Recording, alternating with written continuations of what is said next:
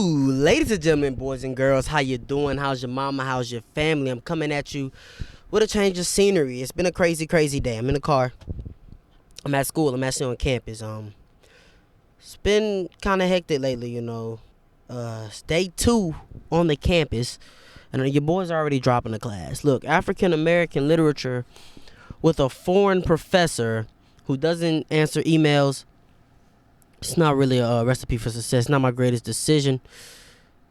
So, yeah, I'm trying to get that shit figured out. Spanish. I got to take 4 levels of Spanish. Spanish homework every day. Biology, no online, nothing, all pen and paper. So we got to take notes. I got to study that. So it's going to be tough. But I told y'all we was going to stay consistent. Last week was bad.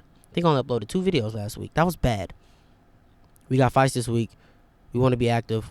Might have a couple double uploads this week. But anyway, Saudi Arabia, UFC Fight Night, Israel Adesanya versus Nasruddin Imavov. It's coming to us live from Saudi Arabia. And this is pretty fire. Shout out to Saudi Arabia. I appreciate what they're able to do for the fight game. You know, all the biggest fights there. It seems like the money, where the money coming from, damn it. But, hey, I love it. And it's for free. Israel Adesanya for free. This is going to turn on a lot of fans to the sport.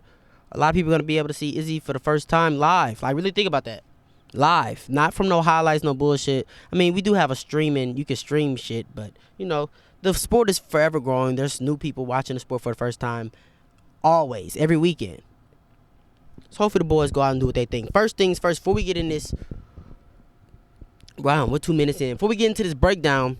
Like, comment, subscribe. Share this to somebody. Help out the algorithm. I will be starting from the main event. Working my way down to the first fight of the night. As I work my way down, the fights will get a little more vague. How about that?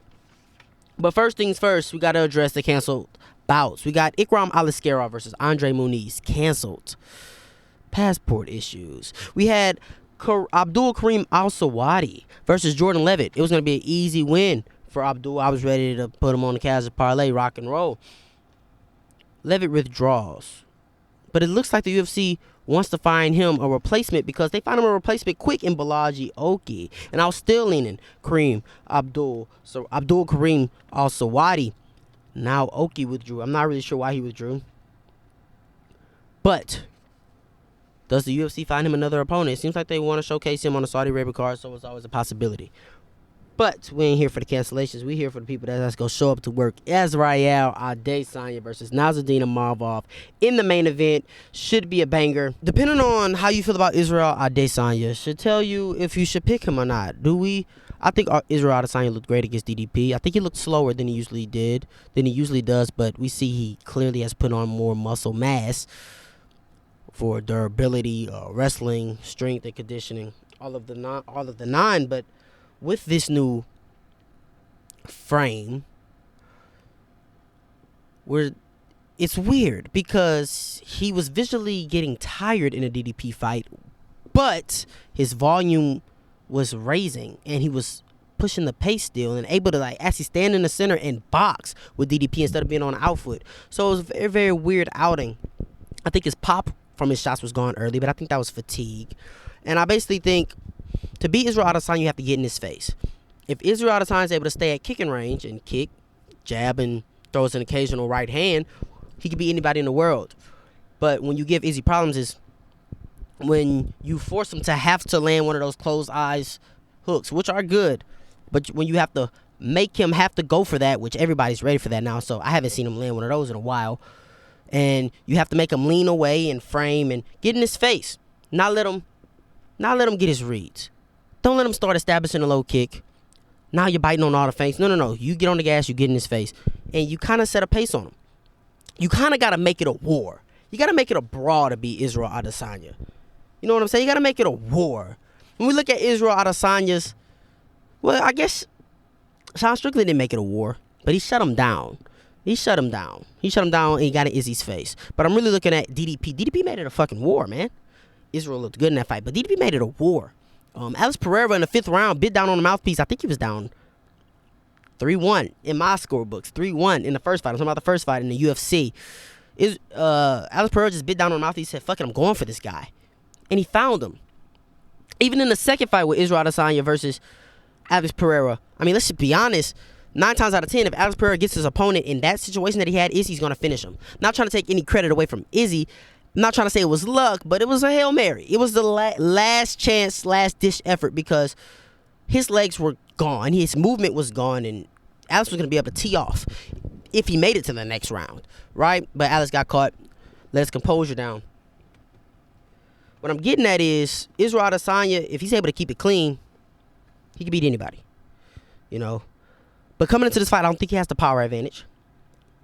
I don't think he has the speed advantage, but I think he's the cleaner striker. I think Nasruddin is more durable. I think Nasruddin can get in his face, make things hard on Izzy. I can see Izzy winning the first rounds, the early rounds, but as it goes on, Nasruddin kind of getting to him, making it a war, like what he did with Strickland. Strickland was beating him, but at some point in that fight, he just said, fuck it, I'm going for this guy. And he kind of, Strickland had to stay on his game, you know. I think there's no finish in this fight. I think it's a very, very competitive fight that goes to decision, and I'm leaning Nasruddin and Imavov because I think he's going to get in Izzy's face. He's going to make it a war. When Imavov's in the pocket, he has really, really good short boxing exchanges. Rolls with punches very well. It's pretty good. I like Imavov to win a decision here. Very, very competitive. 49-46, 48-47, 48-47. Maybe even a split decision here. I think it's going to be competitive. I really, really do. Moving on to the co-main event, we got Shara Bullet Nurmagomedov versus MVP. Boys, I know. Bro, I know. I just know it. I just know. Cam, what do you know? I know that MVP is going to have this guy shook on the feet. I know MVP is going to have this guy shook on the feet. I just know it. I know it. He's so fast. It's insane. Watch Ian Gary versus MVP. Watch MVP versus Kevin Holland. And, yeah, they're not the striker that Shara is, but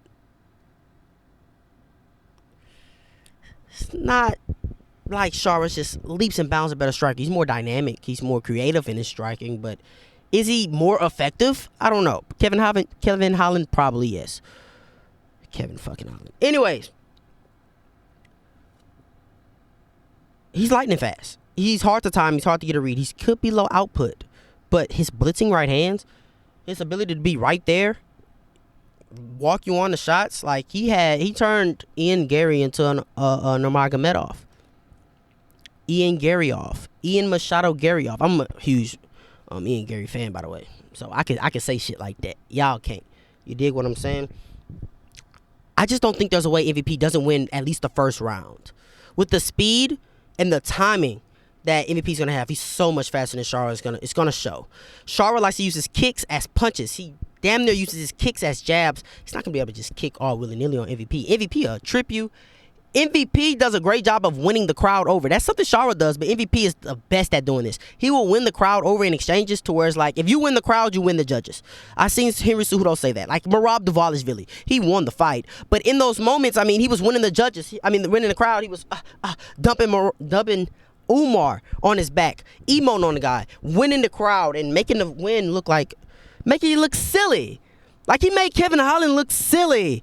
I think Shara Bullet actually is a better striker than Kevin, a more effective striker than Kevin Holland. But what I'm trying to say is MVP's so fast, and he's never been a powerful guy. Yes, he has all these stoppages, but it's just the perfect shots, the perfect right hands landing, the perfect flying knees landing. I can't see Shara coming out here kicking all willy-nilly and MVP not timing right hands off of Shara's kicks. I just can't see it. He's longer than Shara. And he's taller than Shara. He's not bigger. He doesn't have the muscle mass. But MVP's always been the smaller muscle mass guy. That shit never matters. Guys, I'm telling you right now, MVP's going to win this fight. It's going to be competitive. If it goes to decision, we could see some shaky Saudi Arabia, that side of the world type of judging. But I just don't see how MVP loses this fight. And I'm not trying to act like Shara isn't good. And MVP is catchable and finishable. He's been caught and finishable before. But I think Shara is just as catchable as MVP. And Shara has just never fought somebody who can catch him. Like, I think there could be a point in this fight where Shara bites down on a mouthpiece and, just has to go for it and throw the kitchen sink in the second and third round. And he could get caught with some nastier shit. Like, that could work into MVP's favor, but it also could be a problem, because if Shara does just bite down on the mouthpiece and just throw a lot out there, MVP's low output could come back to hurt him. Because, yeah, MVP, you're landing clean shots, but Shara's just going forward. Kind of how, like, DDP went forward on Sean Strickland. But Sean Strickland probably had the higher percentage strikes landed. You dig what I'm saying? We're 10 minutes in. We've only gotten to 2 fights. This is a banger card. Way, way better than UFC 312. The feature fight of the night. We got Biggie Boy, Jairzinho Rozenstruik versus Sergey Pavlovich. Biggie Boy, I think he's getting KO'd. I think he's the better fighter, but I don't think he's long enough. I just don't think he's long enough. Like, obviously, the game plan for Jairzinho, he has all of the physical attributes of Alexander Volkov without the height and length. You know, Jairzinho has great footwork. He's fast. He has a beautiful jab that is hard to get by.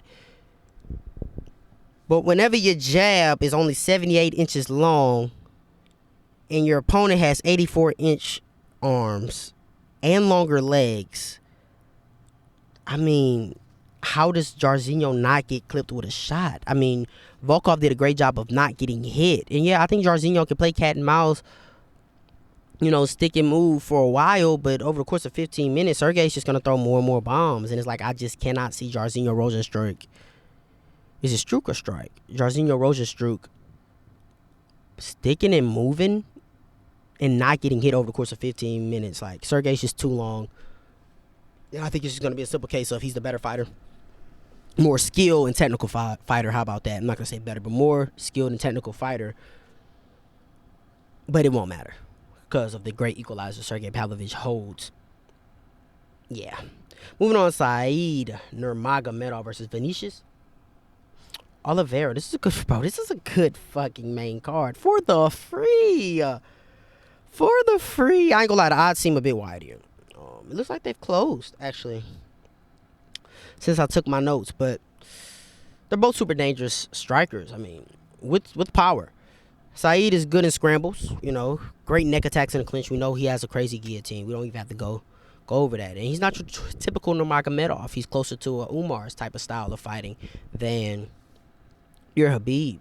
Anyways, Vinicius comes forward, creates a lot of chaos. He seems comfortable in the chaos. He wants to create chaos.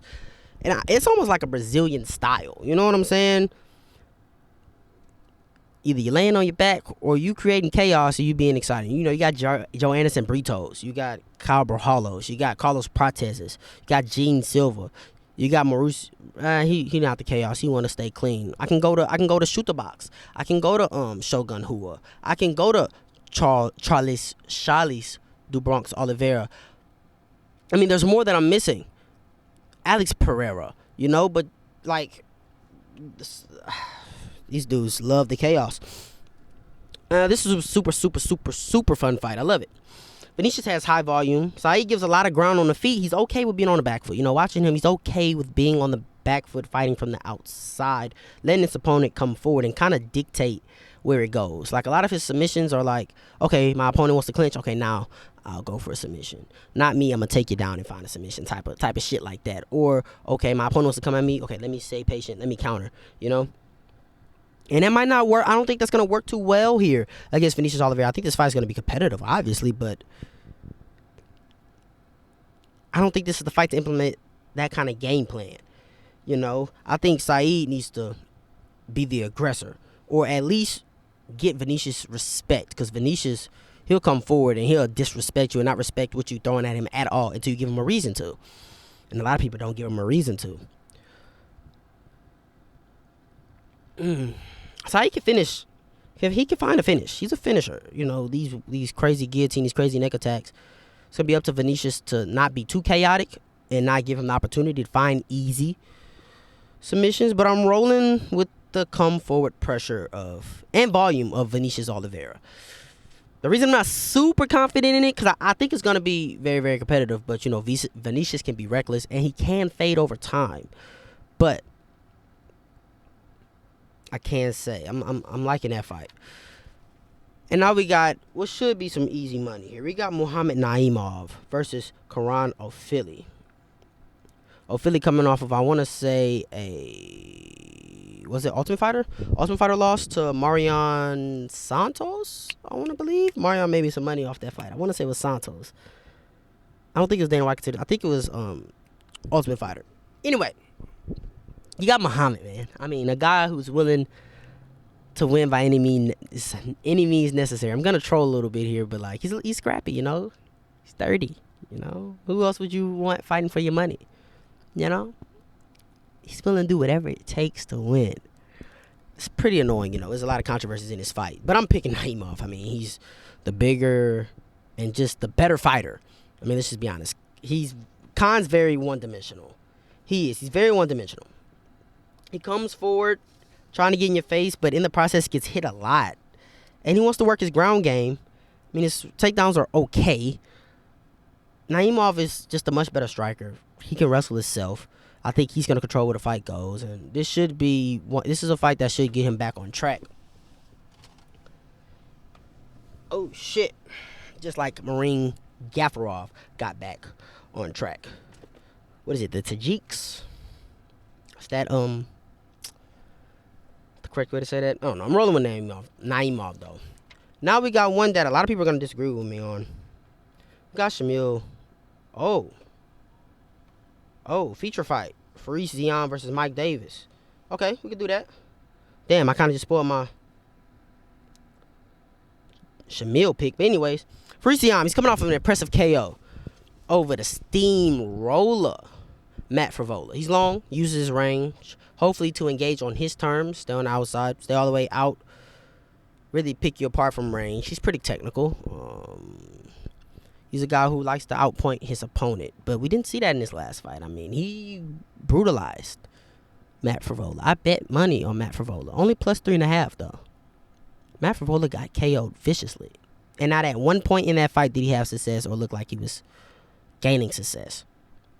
And I'm not gonna act like Matt Frevola's just this great fighter, but he's pretty good.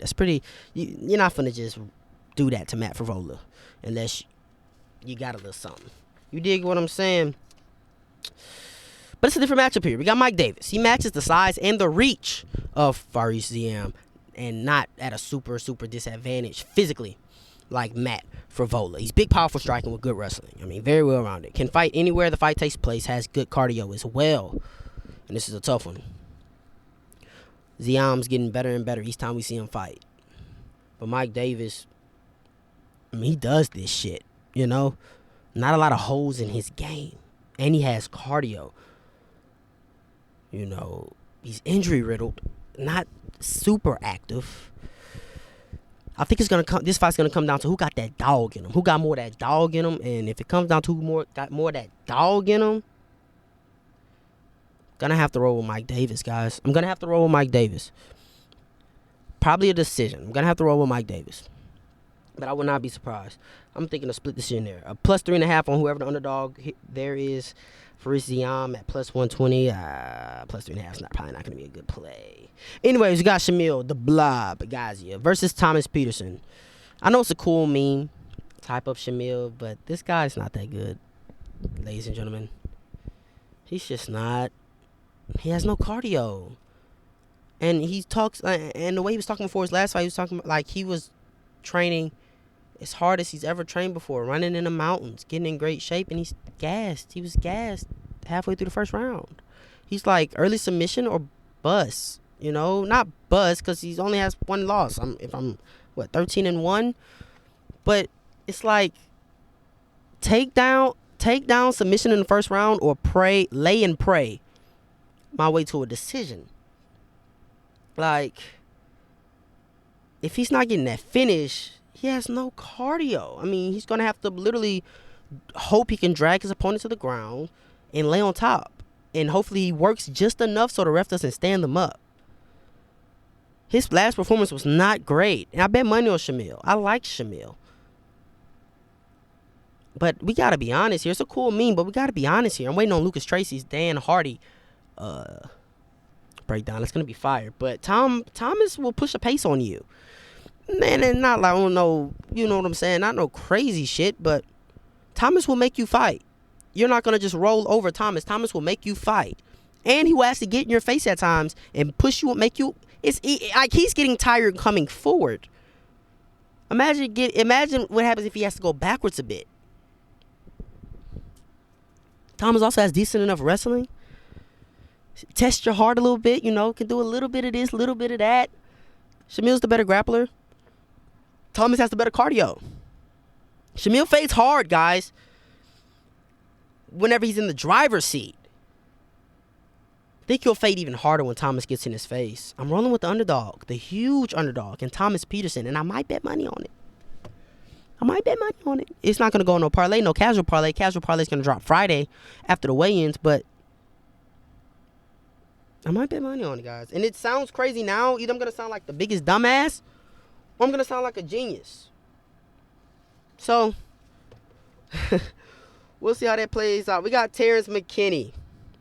Oh, I probably got away from the mic there. Sorry, guys. We got Terrence McKinney. Can I click it? We got Terrence McKinney versus Damir Hadzovic.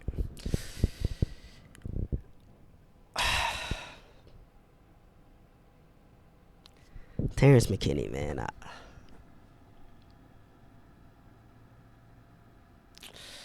He's like Michael Johnson.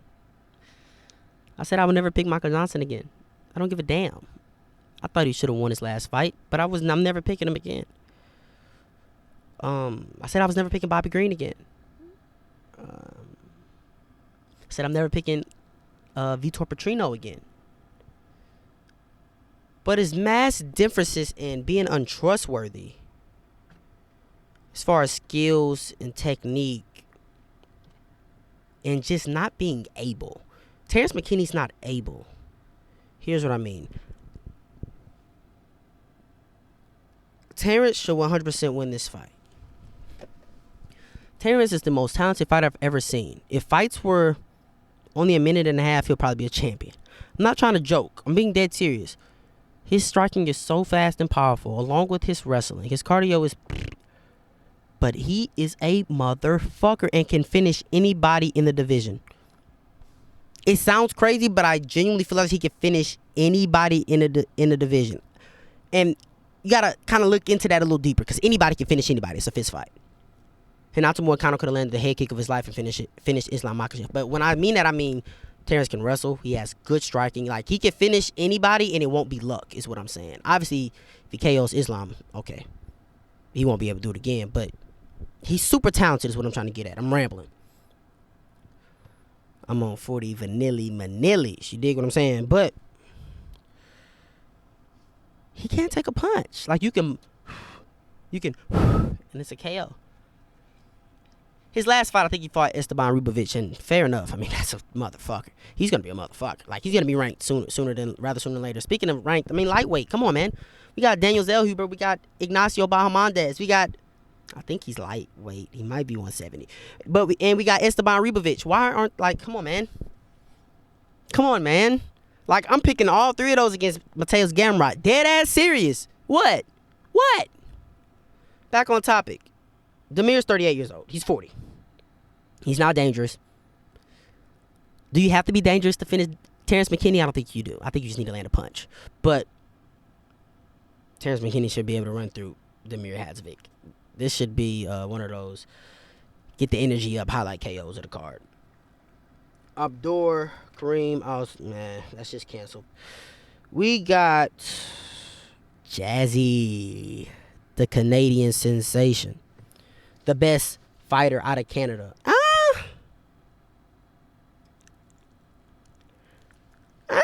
Maybe second. What's the other girl's name? Come on, guys. What's the other girl's name?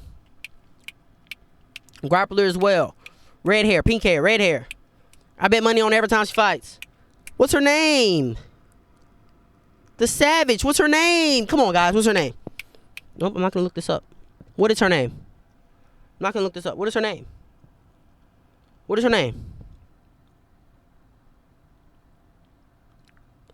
Jillian Robertson.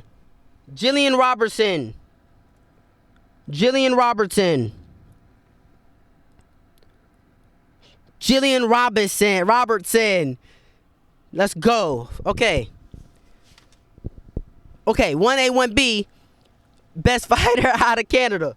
But that's besides the point. I picked Macy Chiasson against Mario. And a lot of y'all are overlooking that loss after, like, she was doing good. What she was doing good. She won the first round. She was doing good, and then she just got cut and got stopped. No. Macy took her down, landed brutal ground and pound, opened her up, and the ref had to save her. Oh, yeah, and Mario was fading. Oh, yeah, and Mario was losing that round. May have gotten 10-8'd in that round, and was on her way to use the third if she would have made it to the next round. Mario fades hard. I knew Macy's long frame would be able to stay safe on the feet until she's able to clinch. And Macy doesn't even have great takedowns, ladies and gentlemen. Maria, she has good jiu-jitsu. Bad wrestling. Bad defensive wrestling. Bad offensive wrestling. Maria's only a threat in the first round. I'm going to be honest. After that first round, she's going to fade hard. And she fades hard with women who can't. Jasmine Jasudavicius is going to push the highest pace on her that she's ever fought in her career. Let me fact check her. Let me see who she's fought before I say that. But off the top of my head, she's going to push a higher pace, a faster, much harder pace than Rocky. She's going to push a harder pace than Macy Chiasson. She's going to push a harder pace. She was on that Adderall, wasn't it? She's like, come on, man. She's going to push a much harder pace. And Jasmine's a fucking dog, bro. She's the best wrestler in the division. Good enough on the feet to come forward, push her face. She's not lost on the feet. She can land strikes. She imposes her will. She's going to be able to dictate where the fight takes place. I'm rolling with Jasmine Jasudavicius. And I'm not even worried. Like, I'm not worried. I don't think this fight will be competitive past the second round. And I think in the first round, if Jasmine gets a takedown, she's going to get 30-27. If Marty's going to get 30-27, if not finished. And I'm being dead serious. And Marty is useless off of her back. And you're able to just hold her against the fence and clinch if you can't secure the takedown. She'll just stay. No. Like, I'm not even worried. This is, I don't want to say my most confident pick. My most confident pick is probably Muhammad Naimov. But after that, looking at the card, this is my most confident pick. Jasmine Jasudavicius. I wouldn't be surprised from a ground and pound finish. Seriously, fellas. Seriously.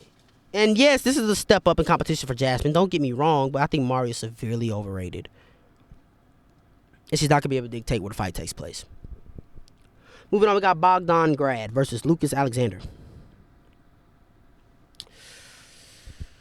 Grad's pretty well-rounded, I'm not going to lie. Good movement on the feet. Mixes up his targets well. Will work the body, work the head, work the legs. And he can wrestle. He's secure takedowns. And he's positioned over submission whenever he's on top. He just wants to control you. You know, pitter-patter here and there, but he doesn't want to lose that position. He's not going to go too crazy. Lucas is high-paced. Big power, you know. 5 strikes landed to like 2 absorbed. Good at kicking range. Really, really good at kicking range. Can defend takedowns. He's coming off of a KO loss to a bum. Not a bum, but he ain't that good. Who was that? Who KO'd him? Somebody just KO'd him in his last fight. I should have been prepared, huh? I take notes. You'll think I had this in the notes, right? No. Yeah, Jeka's this guy. Fair enough. He gets KOs. He comes forward. He finishes people, but he's not UFC level. But Lucas, man, he's more dangerous, especially early on in the fight. But he fades. He fades. So I'm gonna roll with Bogdan Grad. You know, a well-rounded fighter can lose to the dangerous guy early, but when you're well-rounded, you're most likely to stay safe and control where the fight goes until you're past that threshold of like, okay, the danger threat is significantly lower. Let's fight. You know what I'm saying? So I'm rolling with Bogdan Grad. And now we got Olympic wrestler Hamdy Abdelwahab. Damn it, Abdelwahab. You dig? Versus Jamal Pogues. Sauce to the gills. Olympic wrestler Hamdy Abdelwahab. Coming off a 2-year suspension. Sauce to the gills. Olympic wrestler Hamdy Abdawahab. Hamdy can wrestle. He can wrestle. He's gonna be clean this fight, though. Hopefully he's gonna be clean this fight. And he did not look good. Who was his last fight against? Damn, y'all. I'm sorry. This is crazy. I'm not prepared at all. It's been a crazy day. I'm in the car, for crying out loud. I'm not even at home in the studio, bro. Come on, man. Come in some slack. Who did he fight? It was like fucking 2 years ago, too. Come on, come in some slack. Thought it was Dontel Mays. He did not look good against Dontel Mays. Ended up popping. Sauce to the gills. He didn't look good against Dontel. And Dontel Mays sucks. Dontel Mays sucks. Which is another reason why I picked against Shamil Gaziv. Dontel Mays fucking sucks, yo. And he was on PEDs and didn't look great. He was sloppy as hell on PEDs. He comes forward, he tries to wrestle, he throws with power. That was on PEDs. I don't know what he looks like off of PEDs. But I know Jamal sets a pace. I know he doesn't have that much power. He's pretty well-rounded. Not great anywhere, not really that good anywhere, but he's okay everywhere unless he's on his back.